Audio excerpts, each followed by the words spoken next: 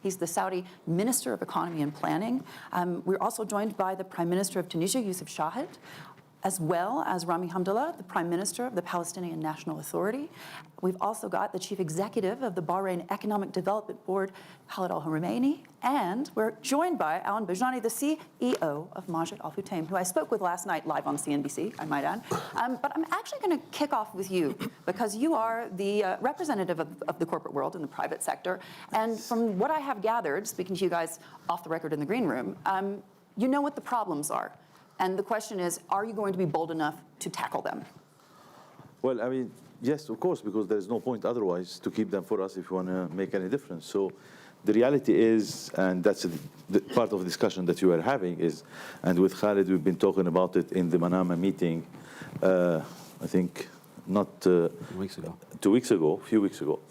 The reality is, when we talk about the Arab world, when we talk about entrepreneurship, startups, or just corporate business, our biggest problems are two things. One, it's scale, and two is global relevance and competitiveness.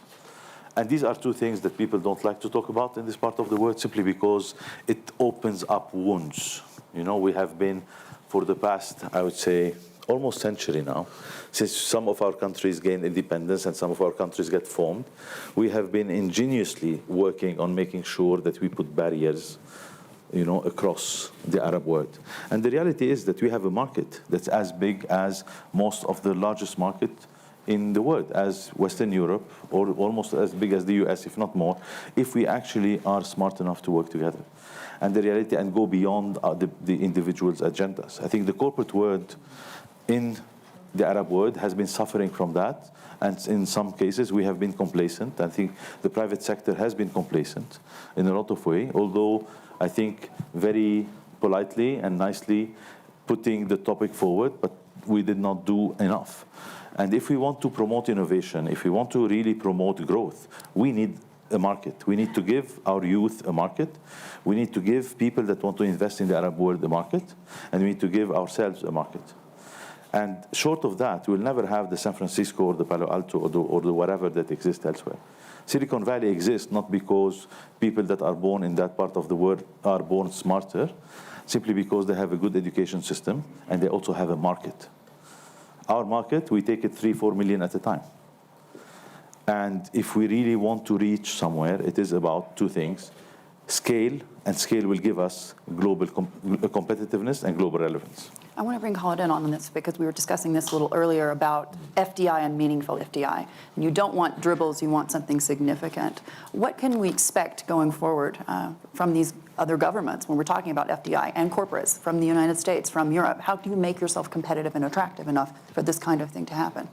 Well, first of all, you have to make sure you have an ecosystem and an economic environment that's attractive to that investor. So when we're here talking about the fourth industrial revolution in Davos, and if I was to speak honestly, I think the Arab world has missed the first, the second, and the third industrial revolution. We really have to make sure we grab the fourth industrial revolution. So if we have an investor coming in from the United States or Europe, they are going to want to look at scale, what Alan talked about. Can I access all of the market from one of the countries? How easy is trade across these countries? And today we talk about trade, digital trade, e-commerce, data. Do they have the talent? Is there talent in that country that is trained well?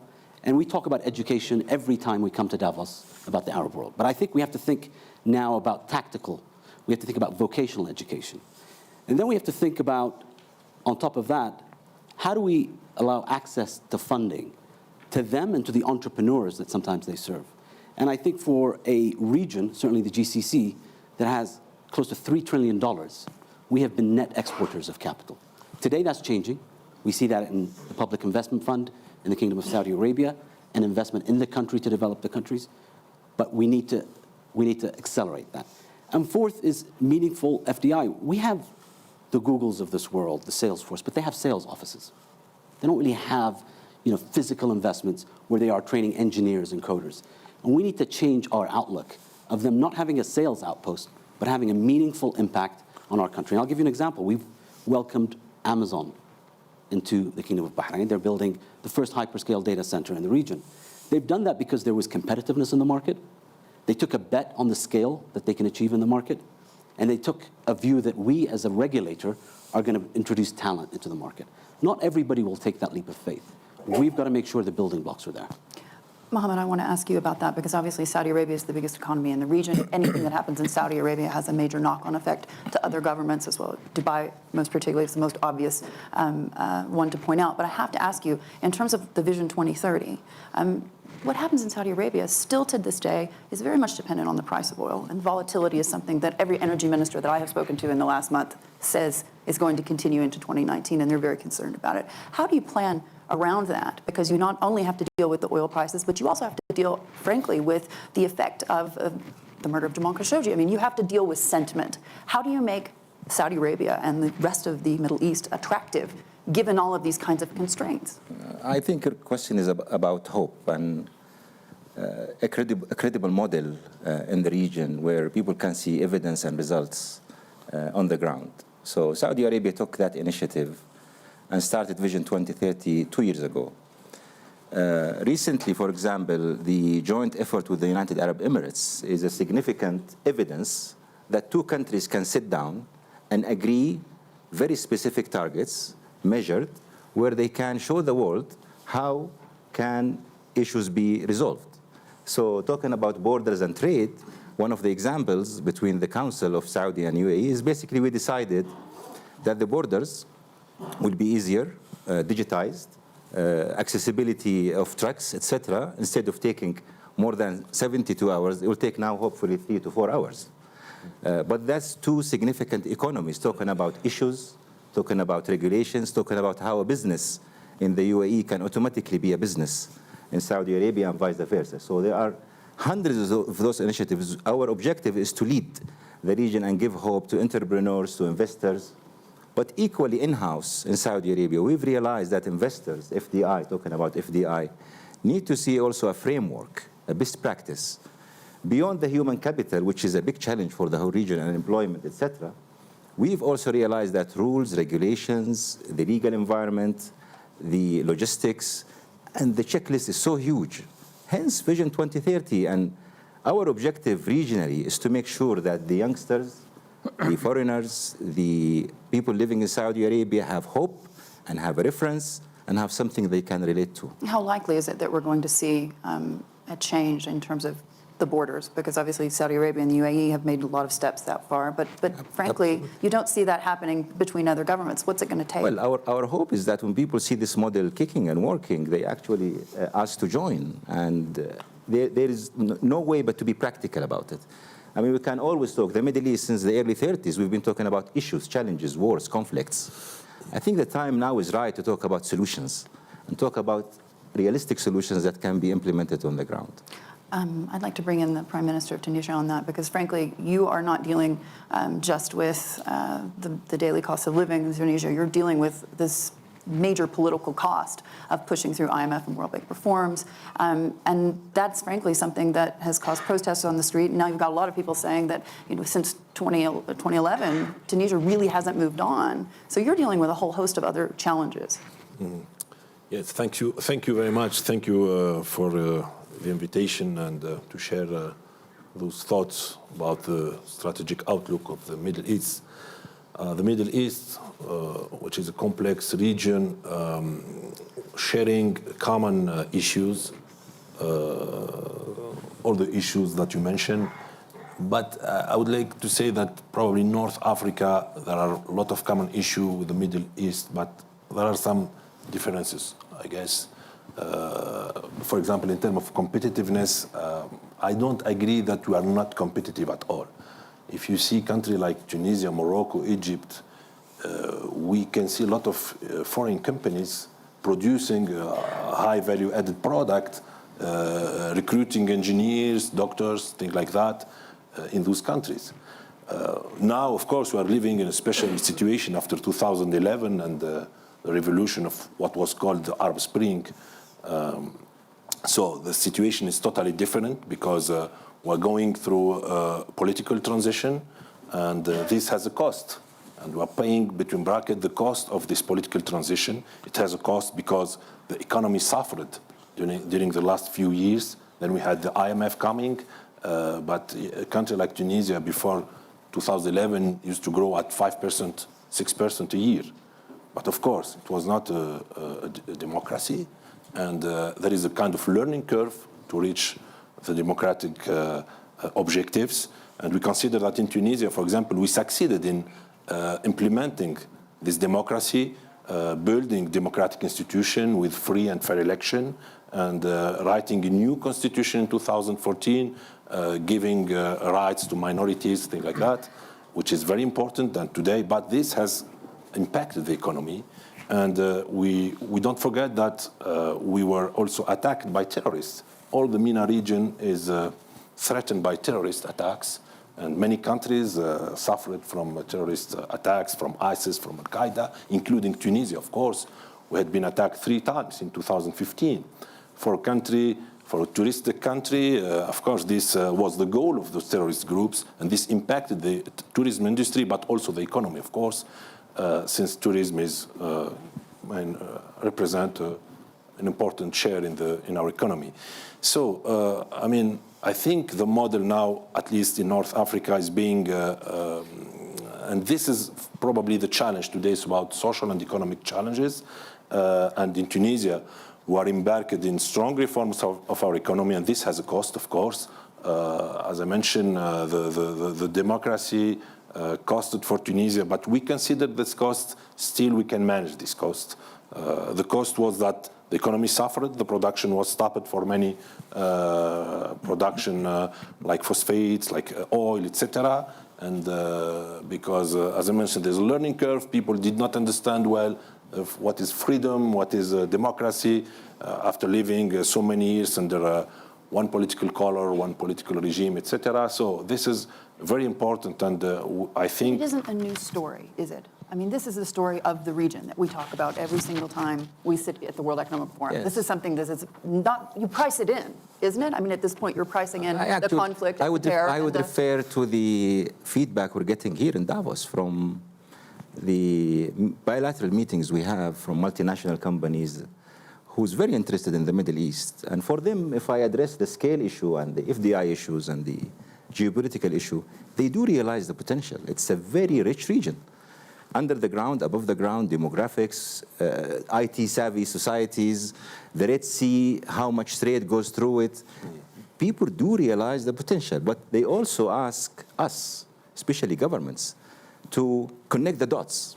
I mean, we've spoken to the Chinese, the BRI, Middle East is a must. If they want that to succeed, Middle East is a must. So what do we have to do? We have to do X, Y, Z. But we also have to talk among each other. This is very critical. And hence, I refer again back to the UAE, Saudi Arabia model, because we want to establish a reference for others to follow. If we succeed, 2 big nations with 2 big GDPs, I think we will have a better chance and a better opportunity for the future. Alan, you want to jump in? Yes, just one thing. I want to say 2 things. One is, I don't think we can talk about competitiveness globally in terms of examples. I'm talking about the economies, how relevant we are. Number 2, I think what happened, so after Dubai and the UAE, I think Vision 2030 has been a breath of fresh air for the private sector. That's a fact, because we shouldn't also forget these things. And I think what's happening today between Saudi Arabia and UAE is really exemplary. And I totally agree with Excellency. If this actually becomes a reality, and it's moving at a very fairly, I mean, in fairness, it's moving at a quite a rapid pace. If this becomes a reality, I totally agree. From private sector, as Majd Al-Futtaim, we invest in every part of the Arab world. We put our money where our mouth is. And if actually we get to this frictionless reality, this would be fantastic. He just promised me that one cinema every month. Every month in Saudi Arabia. Starting 28th of January in Jeddah, in the Red Sea Mall. So the reality is, yes, the reality is there is a very resilient and I think vibrant private sector in the Arab world that is willing and that's actually putting his money where their mouth is. But the reality is, if this actually becomes real, we are actually up to a totally different standard. If we can take that model and actually expand it, this could be a solution. But this is the difficulty, isn't it? Because when you talk to a company, for example, like Kareem, I speak with these gentlemen all the time, and they're telling me each country is absolutely specific, and we have to have a plan for each different country. How do you get there? I mean, Khalid, you've been talking about this with me for a couple years now. Yeah. And I think you're probably best placed to talk about the way forward, because let's face it, Bahrain has been in a difficult spot for quite some And during time. We have a small market, number Yeah. one. So access to our neighboring markets is key. You know, Fadi Qandour says we forget that somebody sitting in California has the ability to scale all the way to New York. It's a huge market.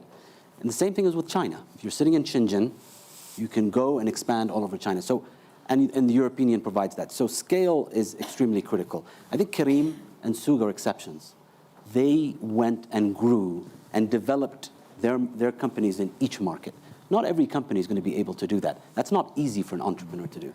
How do we do it? I think what His Excellency has mentioned about the Kingdom of Saudi Arabia and the UAE talking is a great template. And I think the more countries we can add to that template, the better, because opening up all of our markets, harmonizing our regulation. Sometimes it's about not just cross-border trade, but can I own 100% ownership in the same way in the UAE or in the Kingdom of Saudi Arabia or Bahrain? If the rules are changing in each country, if they're not harmonized, it is a very difficult task for an entrepreneur to understand, okay, let me figure out the regulatory environment here, so they don't scale very quickly. And that's something that we need to solve for.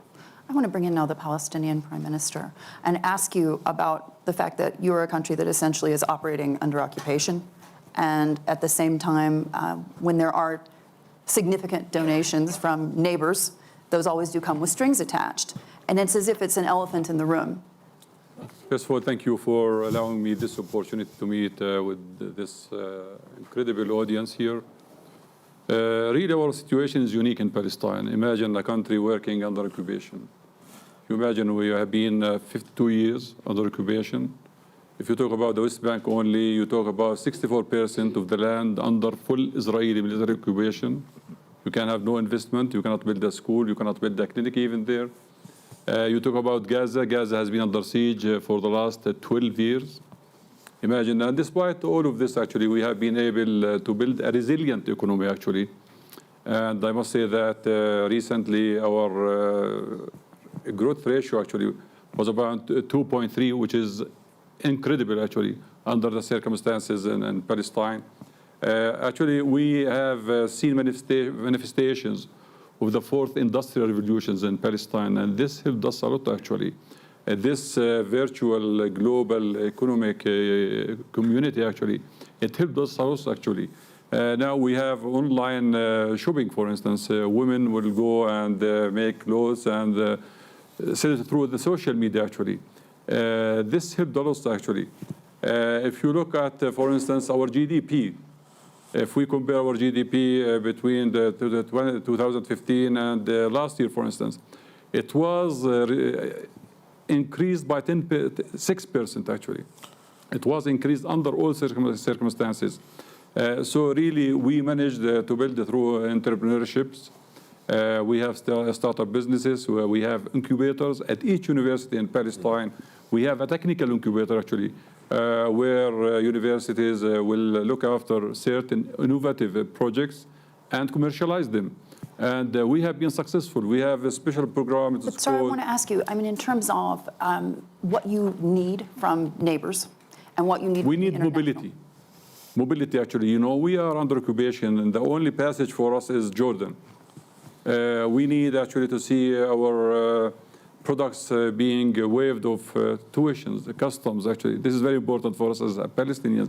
I know we signed some agreements, but unfortunately, some of these agreements have not applied yet, actually. Maybe Saudi Arabia applied, actually, this agreement, but other countries still, actually, they have not applied this. We need, actually, mobility. Mobility is very important. Imagine, you talk about thousands of checkpoints inside the West Bank. You cannot leave Gaza. Sometimes we wanted to export flowers from Gaza to Europe, for instance. By the time they get to Europe, actually, they're damaged. So mobility is very important. We have no mobility even inside cities, inside Ramallah or inside Nablus. So this is really a huge hindrance before our people. Can I build on the sustainability argument and back to your first question, oil price volatility, etc.? I think we have to also address the fact that particularly the GCC, a commodity-based economy, still highly depend on oil, but the recent developments around alternative energies, gas, solar, wind, has been significant. The amount of investment done by the government-owned entities and government-related entities has been significant. So that's one. The other thought I like to share also is the local content. I think the Middle East is not only rich in history and heritage and great stories, but also in a massive potential of local contents where export also should become a major revenue for these countries. An example in Saudi Arabia, when we did our energy price reforms, and it was a big shock for the system. But however, when you looked at a year later around who should be benefiting from this and who should not, we looked at export-led industrial companies who create jobs, who are local content-driven, who have a multiplier effect on GDP, and we said, okay, we can work with you through these energy prices and other government initiatives. I think also the agility and the ability of the government to adapt. Not something that Middle East governments are necessarily known for. So this is very important. I mean, yes, reforms are critical and important, but also the ability to lead and adapt to changes and needs of the private sector is a great success factor. Yes, and we in Palestine, actually, we've got adapted, actually. We have four major elements in our economy: the government, the private sector, the banking sector, and the expatriates, actually. And we've really been doing a great job together, actually. And this is one of really the benefits out of this joint venture between the four elements. Is there an international role to play here, though? Obviously, the United States seems to believe that a peace plan put together by the son-in-law of the president is something that might actually help solve some of the region's problems. You know, in Palestine, we're committed actually to the two-states vision, actually. Palestine side by side with Israel in peace and harmony. But I must be clear here, unfortunately, actually, the American administration, really, the steps they have taken, when we signed Oslo Accords back in 1993, there were certain final settlement issues which should be handled through negotiations. For instance, the borders, Jerusalem, refugees. All of a sudden, actually, the American administration have decided that Jerusalem is the capital of Israel. They moved the embassy from Tel Aviv to Jerusalem. Concerning refugees, for instance, this is an issue which has to be dealt with under international law, according to UN Resolution 194 and the Arab Peace Initiative. All of a sudden, Mr. Trump is saying that the number of Palestinian refugees is 45,000. Actually, we are 5.9 million refugees in the whole globe. At this point, are people generally, and I see I've been having these conversations. This is the international definition of refugees, actually. Of course, but I think that at this point, the folks that we're speaking to here on CNBC at least, seem to be pricing in the fact that the messages coming out of the White House, whether it be with regards to U.S.-China trade or to the security even of the Middle East, the comments what we keep hearing from Secretary of State Mike Pompeo, does he speak for the White House? I mean, you're kind of pricing in here the fact that Washington is no longer a reliable partner in that sense. And so how, as a business community, and I'd love to hear from Alan on this, how you, as a business community, as an investor, can you really plan ahead, given the fact that right now it seems as if global growth is a deep concern, and a lot of that has to do with Washington? Well, look, one, I think in the Middle East, businesses, private sector are very resilient. You know, dealing with volatility, we're great at it. And, you know, most of our countries have had their fair share of volatility, so we deal with that. Now, global volatility, the way we're seeing it, I think everyone is learning the ropes. And the reality is now what's happening with China is something that is fairly new. It is very clear that it has a big impact on China, and we're starting to see actually what's happening in China as well as others. So that's something that we have to factor in. Now, the reality is of the Middle East, when we look at it in general from a business standpoint, it's becoming more difficult to import from China. Settling payments to China is becoming much more difficult than before. So there is some realities, okay, that may not be policy, but they are actually realities on the ground, and they are being implemented. From a business standpoint, we are, as measured Futtaim, for example, we are committed and actually focused on growing our region, driving sustainable growth in our region, which is the Middle East at large, the MENA region. And basically, this is something where you start to actually value the stability that we live in. When you look around us today, you look at the US, you look at what's happening in Europe, you look at England, you look at some other parts of the world, we realize that actually we are much more stable and much more predictable.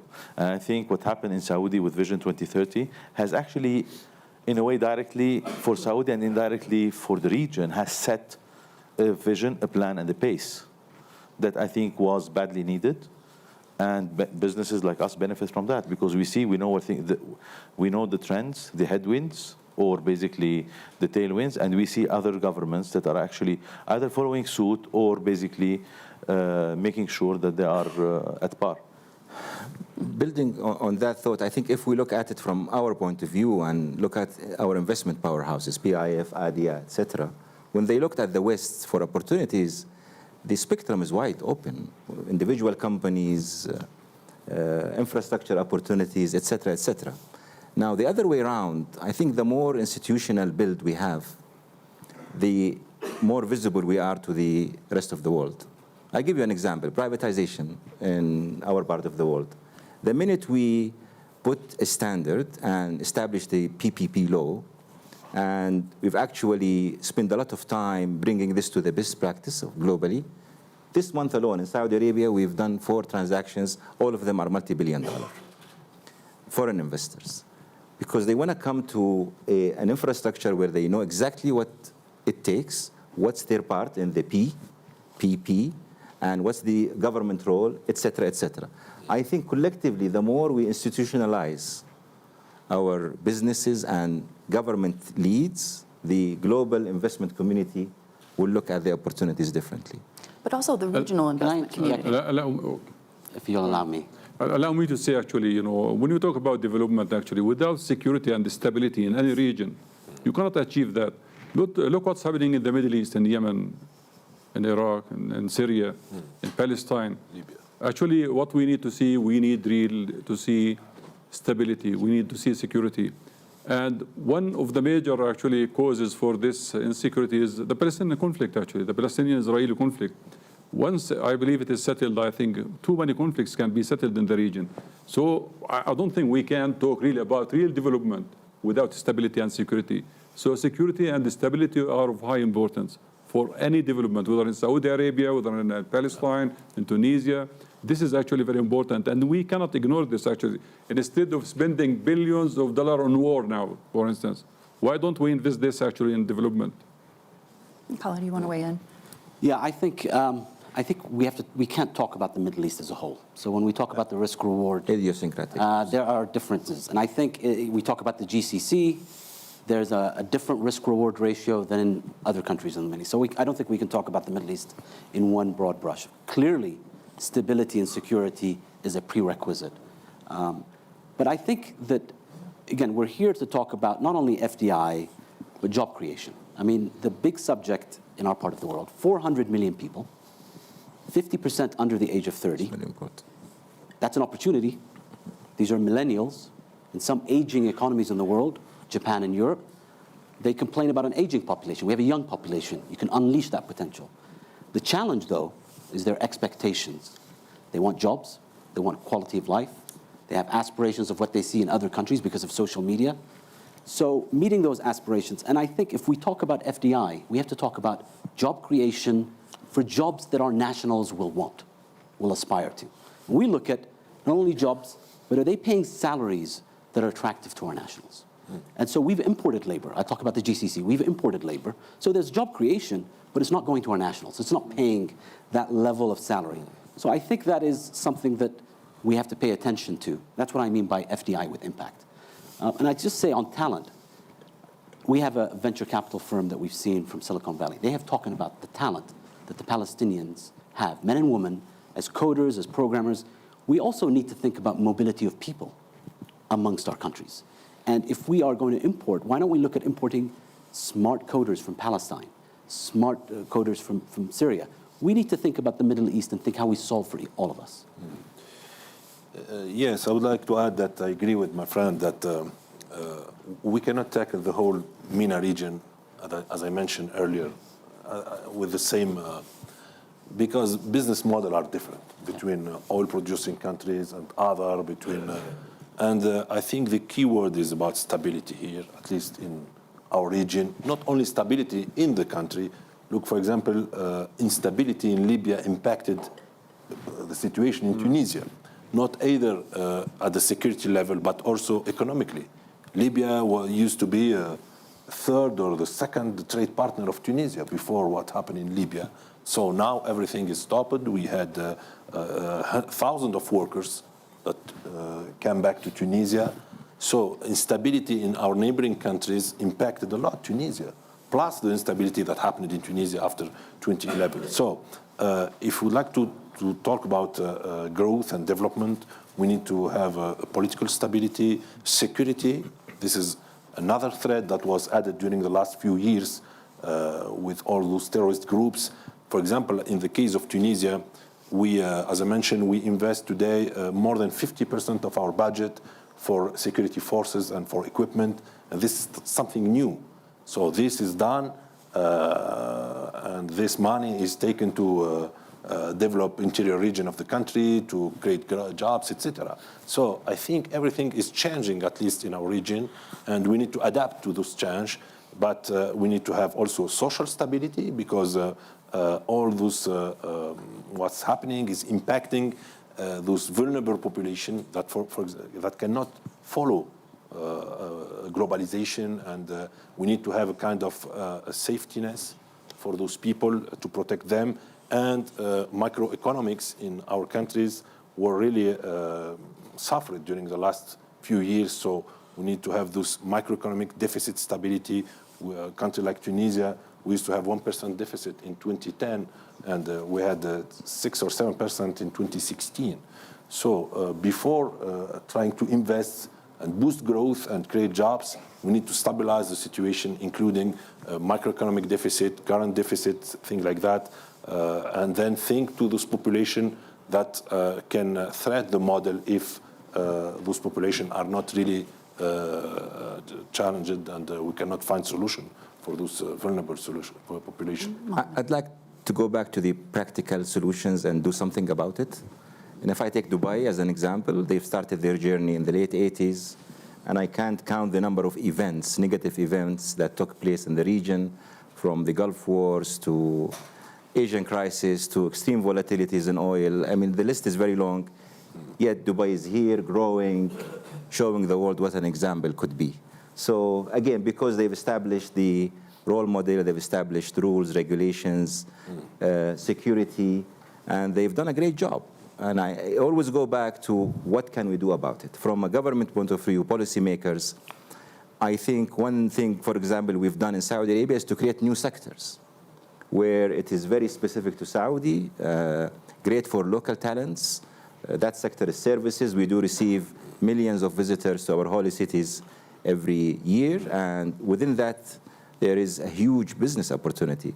So I think every country should also look within. I know the idiosyncratic challenge of the differences between the countries are massive, but also I think in Egypt there is a great potential for farming, a great potential for soft manufacturing, and so on and so forth. In Oman, you know, they've been doing reasonably well lately because they focused on what Oman is all about.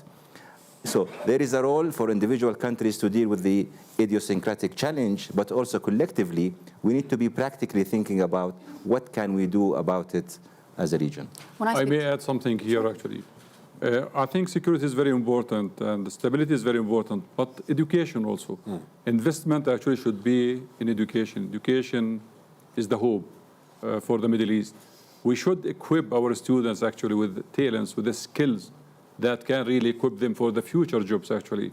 Vocational training, it's very important. If we can talk about Palestine, for instance. Right now, we have 9 engineers for 1 technician. Actually, the pyramid should be reversed, actually. We should have 9 technicians for 1 engineer. So vocational education is the future, actually, for our region in the Middle East.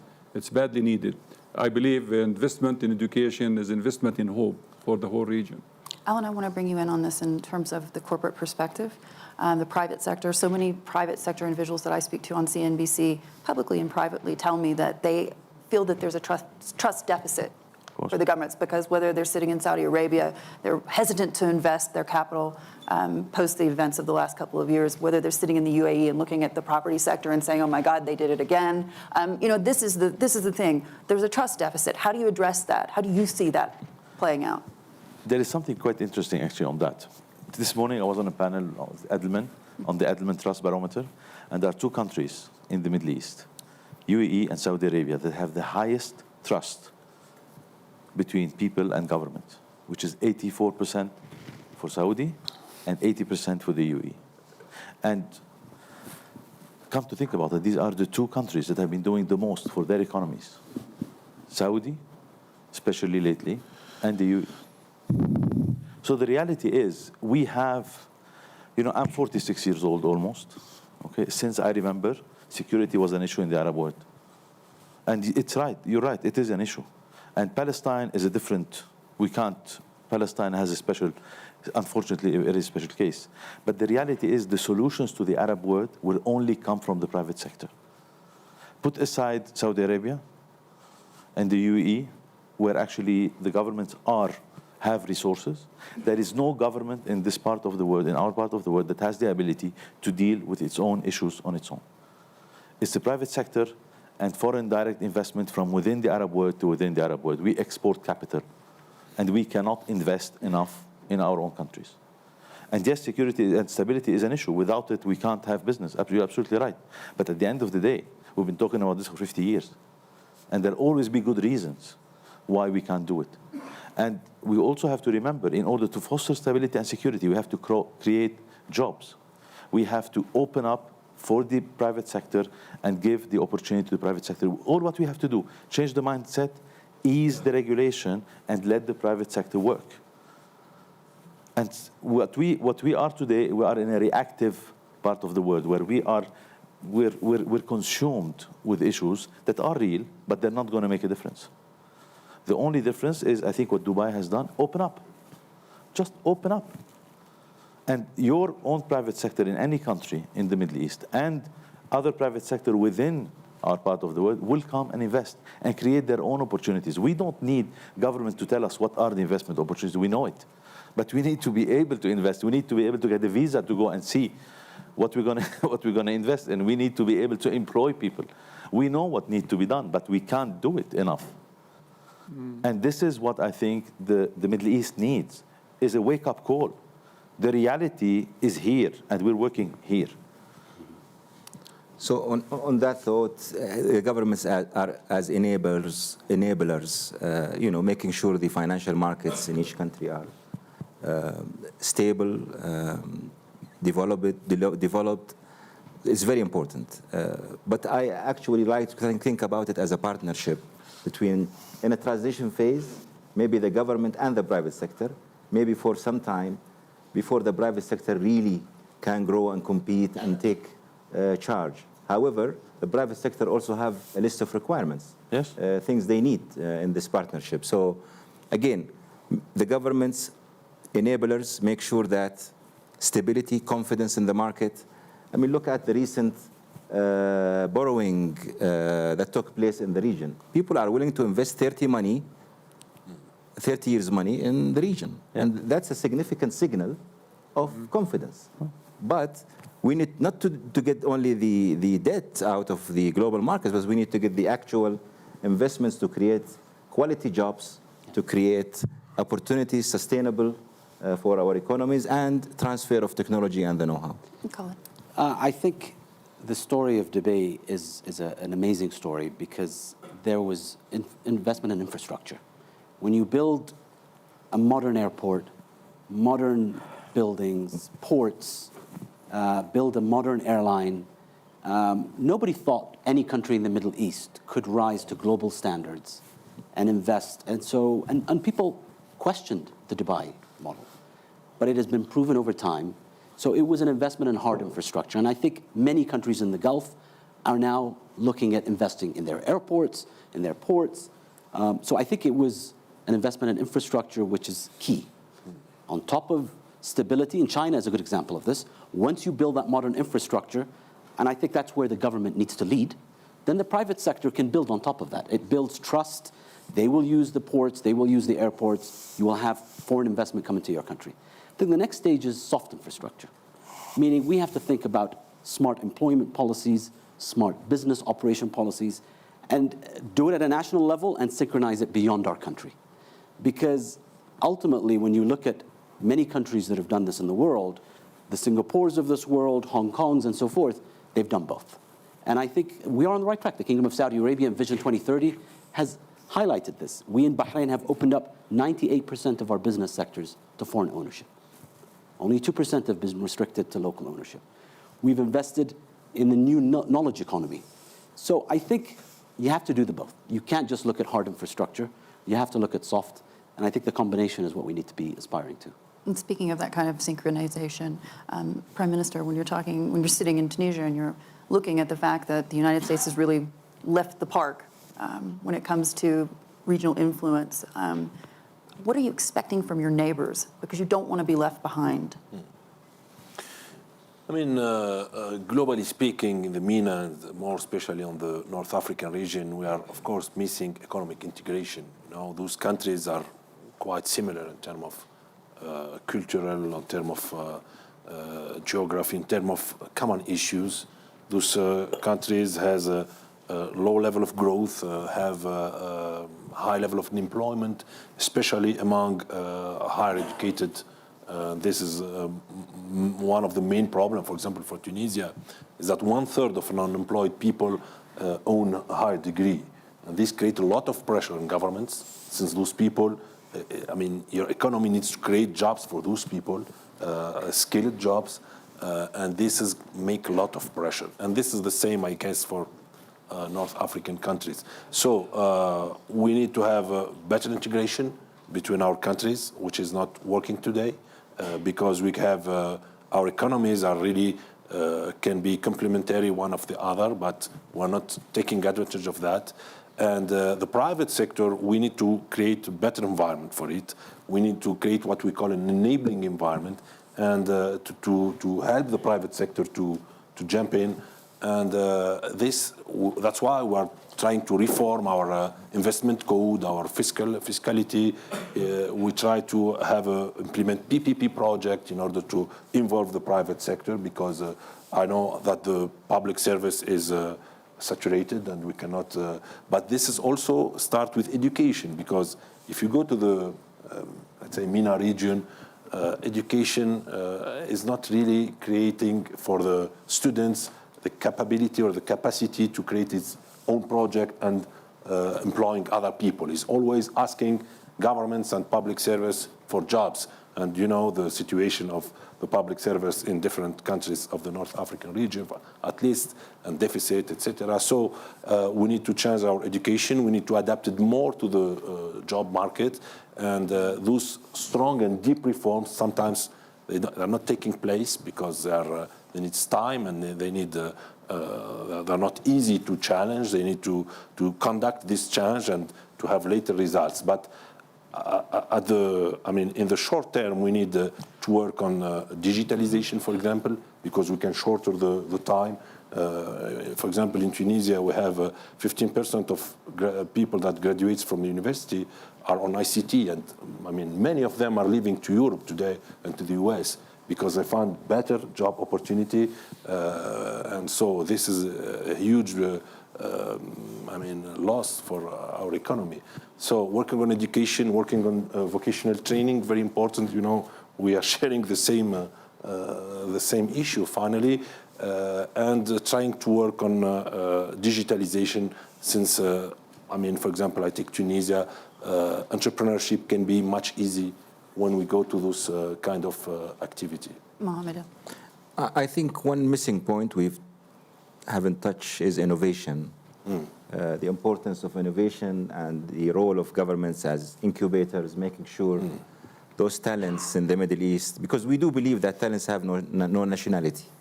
It could be a young boy in Tunisia or a young girl in Palestine who's extremely talented and could make a real difference, not only for their country, but for the whole world. I think also we have a responsibility to make sure that we provide the frameworks and the opportunities for those talented innovators. One, scholarships. Again, I think GCC have succeeded significantly in the early 70s by sending students abroad, and they came back and now they're leading their nations. I think I met a Korean science and technology university today, and very specifically they are very specialized in artificial intelligence and all the global trends of Industry 4.0, etc., I think we should also not be shy of asking for help. And, you know, scholarship is one tool where we definitely, with the demographics we have, we can learn from the rest of the world, and people can come back and add value by being, you know, innovative and entrepreneurs. And I just wanted to bring you back in as we wrap up. I just want to jump in on talent. You know, there is, on the panel and outside of the panel, the Middle East, since we're talking about strategic outlook, the Middle East is divided in two sets of countries. A set of countries that are net exporters of talent, and the set of countries that were net importers of talent. I think there is a balance in the representation on the panel. The reality is, the countries that have been net importers of talent are very seriously working now on actually dealing the issue of employment of their nationals, which is absolutely the right thing to do, by opening up their economies, by modernizing their infrastructure, by putting in the framework and investing smartly in doing so. So I come from a country who is a net exporter of talent. So I know what I'm talking about, and I'm exported. The reality is those countries that are net exporters of talent are the ones that are actually, going to run out of time before they realize that their talent, that actually is a big source of remittances, a big source of foreign currency coming to the country, a big help to their actually current accounts and so on, are very soon, and in my opinion, in the coming 5 years, are going to live a new reality. And it's going to be a very hard wake-up call, because reforming the education takes a generation. True. These reforms, they have to be done, but they take time. The only solution is to run as fast as we can to create jobs in those countries. And by doing less, not by doing more, and by trusting the private sector. And I know it may be sometimes a bit counterintuitive, but the solution will only come from there, and I think we only have 3 to 5 years before we're going to realize that our talent is not going to be as exportable, because the market dynamics are changing. I'm afraid we're going to have to leave it there. It was a fantastic discussion. Thank you, gentlemen, so much for joining us, and thank all of you as well. Thank you.